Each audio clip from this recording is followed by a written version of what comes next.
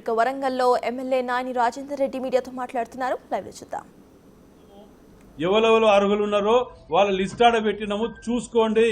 రాని వాళ్ళు ఉంటే అప్పుడు గవర్నమెంట్ వచ్చిన తర్వాత ఇదే గ్రామ సభలు పెట్టి అప్లై చేసుకోమన్న వాళ్ళల్లా ఎవరైనా ఇండ్లలో ఉన్నా లేకున్నా ఎటన్నా పోయినా ఎక్కడైనా 1-2% మిస్ఫైర్ అయినా వాళ్ళని వచ్చి అప్లై చేసుకోమంటున్నాం. కానీ అందరిని వచ్చి ఎవరు అప్లై చేసుకోమన్నారు? దాన్ని వదిలిపెట్టేసి ఎన్నిసార్లు అప్లై చేస్తారని చెప్పి రెచ్చగొట్టడం, లేకపోతే కాంగ్రెస్ వాళ్ళకే మొత్తం లిస్ట్ అంతా కాంగ్రెస్ వాళ్ళకేనట. అసలు లిస్టే ఫైనల్ కాలేదు, కాంగ్రెస్ వాళ్ళకి 7 వికెట్లు వచ్చినాయి. మేము రాజకీయాలకు అతీతంగా, కుల మతాలకు అతీతంగా ప్రతి ఒక్కటి ఆడబెట్టి ట్రాన్స్పరెంట్గా మేము ఇస్తాను. వాటిని వదిలిపెట్టేసి రెచ్చగొట్టుకుంటా పోవటం వల్ల ప్రజలని, పేదవాళ్ళని 10 ఏళ్ల తర్వాత వచ్చిన అవకాశాన్ని వాళ్ళు కోల్పోయే విధంగా వీళ్ళు వ్యవహరిస్తున్నారు. వీళ్ళు తీరు బట్టి చూసి చిన్న భిన్నం చేసి ఏదో చిన్న ఇన్సిడెంట్ ఏదో ఒకటి పట్టుకొని వస్తాడు.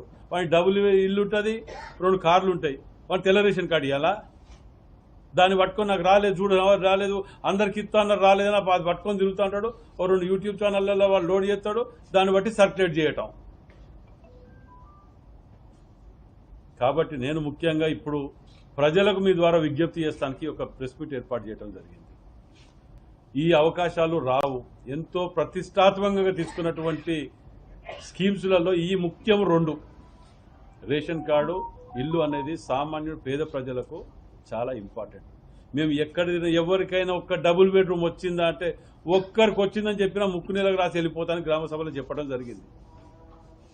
నా రేషన్ కార్డు ఇయ్యవు, నా పెన్షన్ ఇయ్యవు, నా ఏది ఇయ్యవు, ఇప్పుడు వచ్చి రెచ్చగొట్టే దుకాణం పెడతాను. నేను అందుకే ప్రజలకు విజ్ఞప్తి చేస్తున్నా, ఇలాంటి ఎదవులు ఎక్కడైనా రెచ్చగొట్టడానికి వచ్చి ఆడెవడైనా ఇది చేసే పని చేస్తే ఆ టెంట్ కిందనే కట్టేయండి. దానికి కవచంగా గ్రామ సభలకు కాంగ్రెస్ పార్టీ కార్యకర్తలు, ఇందిరమ్మ కమిటీ సభ్యులు, నాయకులు కవచంగా నిల్చోండి. ఎందుకంటే వీళ్ళు శవాల మీద పేలాలు ఎరక తినే టైపు. ఒకడో ఉద్యమాల పేరు చెప్పుకొని పబ్బం కట్టుకొని అయిపోయి 1000 కోట్లకు సంపాదించుకొని గుండ్రగా దున్నపోతున్నట్టు అయ్యి ఇవాళ ప్రజలను రెచ్చగొట్టడం.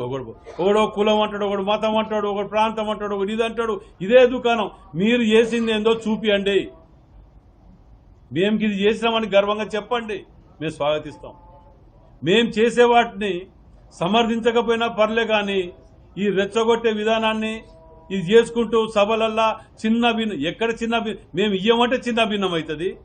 మేము ఇస్తామని చెప్పి మీ ముందుకు వచ్చి ఎలిజిబిలిటీ లిస్టు ముందర పెట్టి రాని వాళ్ళు అప్లై చేసుకోండి, నిరంతర ప్రక్రియ, మేము ప్రతి ఒక్కరికి ఇస్తామని చెప్పి మేము మొత్తుకుంటుంటే దాన్ని తప్పుదోవ పట్టివ్వాల్సిన అవసరం కరమేమొచ్చింది? ఎందుకంటే ఇవి కనుక ఇచ్చేది ఉంటే ఇప్పటికే తెరమెరుగు అయిపోయినరు. ఆ మిగిలింది ఎవరైనా మిగులుతాగా ఒకళ్ళిద్దరు బావబామర్దులకు ఏది మన దాని ఏమంటారు, మన దళిత బంధువు ఇచ్చిన దానివల్ల వాడు వీళ్ళు వచ్చి అక్కడిక్కడ లొల్లి పెట్టాడు. 2-3 స్కీములు తీసుకుంటే వాడు ఎక్కడ కానీ పెట్టింది ఏం పెట్టిండో? ఓ స్కీమ్ పెడితే 4గురికి ఇస్తాడు, అక్కడ వాసన చూపించి పంపిస్తాడు. ఆ 4గురే పట్టుకొని తిరుగుతూ అంటారు, వాళ్ళే మిగిలిరు, ఎవడు మిగిలలే. ఇప్పుడు ఇవి కనుక జనవరి 26కి వెళ్ళి మేము ఇస్తే ఒక్క డిపాజిట్ కాదు, ఒక్కడ మిగిలడిల్లా.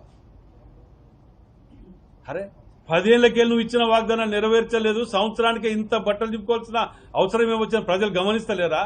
మీ స్థానం ఏంటిది? మిమ్మల్ని ఎక్కడుంచినరో? అసలు మీ పార్టీ అనేది ఉన్నదా?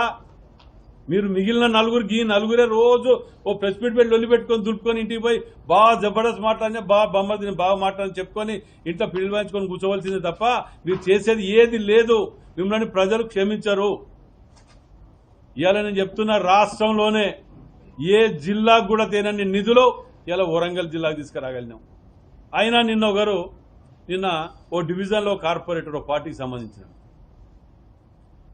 అందరూ కూర్చొని ఉన్నారు. నేను పొద్దుగా లేస్తే నా వీలైన కాడికి ప్రతి డివిజన్ కవర్ చేసుకుంటూ తిరుగుతూనే ఉన్నాం, మనుషోదికు అందరం. అక్కడ ఈ హౌసింగ్ బోర్డులు రాలేదు, వాళ్ళు రాలేదు, వీళ్ళు రాలేదు అని చెప్పి ఎవరో రాలేదు అటెండ్గా. ఆడ జేసీ ఉన్నాడు, ఎంఆర్ఓ ఉన్నాడు, కార్పొరేట్ సంబంధించిన డీసీ ఉన్నారు. అడిగిన దానికి జవాబు చెప్పడానికి, రాని వాళ్ళకు ఫామ్ ఇవ్వటానికి, వచ్చిన వాళ్ళకు లిస్టు చెప్పడానికి అన్నీ ఉండగా ఏమి తోయట్లేదు. ఏదో చెయ్యాలి అంటే గంత దిగజారిన బతుకు అవసరమా రాజకీయంగా? మీరు 10 ఏళ్ళు ఎట్లా నరకం చూపించారు పేదోనికి. మీరు కేవలం పార్టీలో ఉన్న తొత్తులకే ఇచ్చిండ్రు. మేము గతంలో కూడా మీరు గమనించండి, నేను ఇదివరకు కూడా చెప్పిన, ఇదివరకు ఒకరు చచ్చిపోతే ఇంకొకరికి ఇచ్చేది ఇల్లు, ఇదివరకు ఒకరు చచ్చిపోతే ఒకరికి ఇచ్చేది పెన్షన్.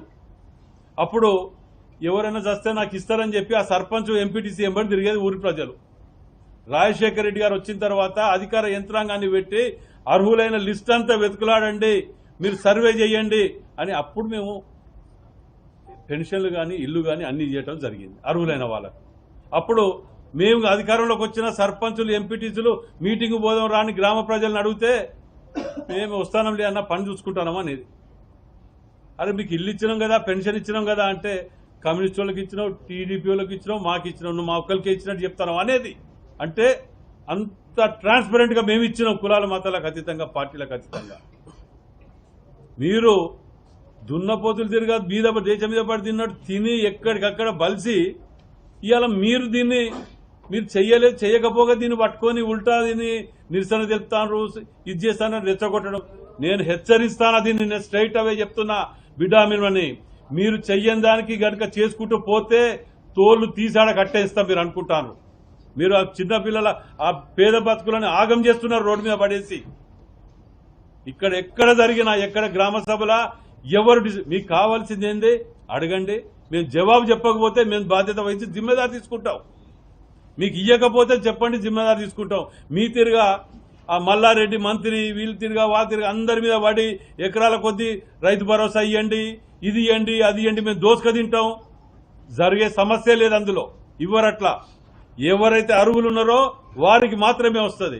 ఇవాళ మీరు చూడండి, 100 మంది ఉంటే 90 మందికి తెల్ల రేషన్ కార్డు ఉన్నాయి. దేనికి? అర్హత ఉన్నా లేకున్నా ఇస్తాడు. దేనికి తీసుకున్నారు? ఫీజు రియంబర్స్మెంటో లేకపోతే ఆరోగ్యశ్రీ వాటి గురించి. పోనీ వాటి మీద రేషన్ ఎత్తుతారా? రేషన్ ఎత్తారు.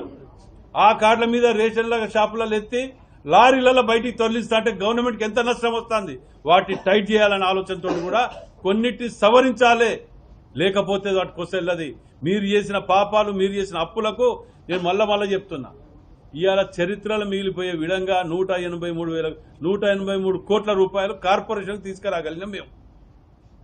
మీరు 50 కోట్ల కొబ్బరికాయలు కొట్టిన 1 కోటికి ఉంటే నిల్వ ఉంటే వాటన్నిటి పాపాలకి ఇలా 100 కోట్ల అప్పులు కడతాను ఇలా మేము అందరం కదా.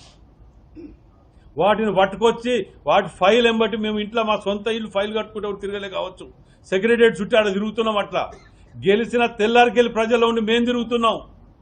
మీరు రెచ్చగొట్టేది మీరు చెప్పుకోవడానికి ఓపెన్ గా మీ అందరి సమక్షంలో ప్రెస్ మీట్ పెడదాం, మేము పాల్గొంటాం. ప్రతిపక్షంలో ఉన్నప్పుడు చెప్పినా ఇప్పుడు కూడా చెప్తానా, చర్చ అభివృద్ధి మీద చర్చకి ఎవరు వస్తారో రమ్మని చెప్పండి. మేధావులు ఉన్నారు కదా వాళ్ళ దాంట్లో, రమ్మనండి, మేము మాట్లాడతాం. మేము వస్తా, ఒక్కదానికి మీరు జవాబు చెప్పినా మేము ముక్కునే రసాడికి వెళ్ళిపోతాం. మేము అడిగిన దానికి మీరు చెప్పగలుగుతారు రండి చూద్దాం. ఏమైనా గాడుపుల బాణాలు వేయటం, పొద్దుగా లేస్తే అబద్దాలు రెచ్చగొట్టడాలు, పబ్బం గడుపుకోవటాలు, ఇదే మీ దుకాణం, మీ బతుకు. మేము ఇదంతా కూడా నిజంగా కూడా అత్యవసరంగా మేము కొన్ని క్యాన్సిల్ చేసుకొని పొద్దుగాల మిమ్మల్ని ఇబ్బంది పెట్టొచ్చు. ఇవాళ గ్రామ సభలలో పాల్గొని వీటాడు